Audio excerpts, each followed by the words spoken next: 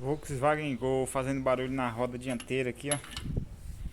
Parece rolamento, mas não é rolamento. Tá medindo aqui o empenho do disco, ó. Tá totalmente empenado. Deixa eu remover o disco aqui e fazer o teste também no cubo. Pode ser o cubo tá empenado e transfere pro disco, ó. Certo? Ó o tamanho do empenho aí, ó. Ó. Meia volta de empenho aí no relógio. Medindo aqui o empenho do cubo. Também tem empenho do cubo, ó. Mais de 10 décimos aí, ó, centésimos. Vai dar 12.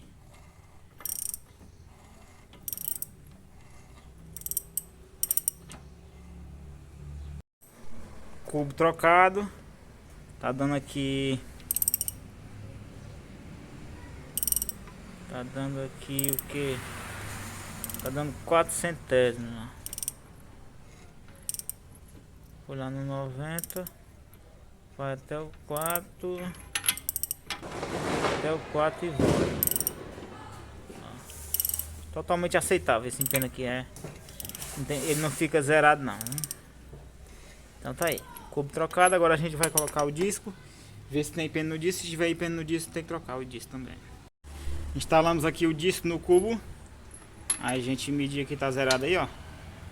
Aí ele vai dar o cubo, o disco também tá empenado, não tem jeito, ó. Tá dando 0,35, ó. Aqui cada casinha dessa aqui é 0,01. Ele tá dando 0,35. A tolerância aqui é até 0,1.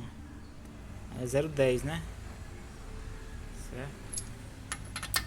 Tem que trabalhar dentro do 10 aqui. Ele tá acima, ó. O tolerável seria até o 10 aqui, ó.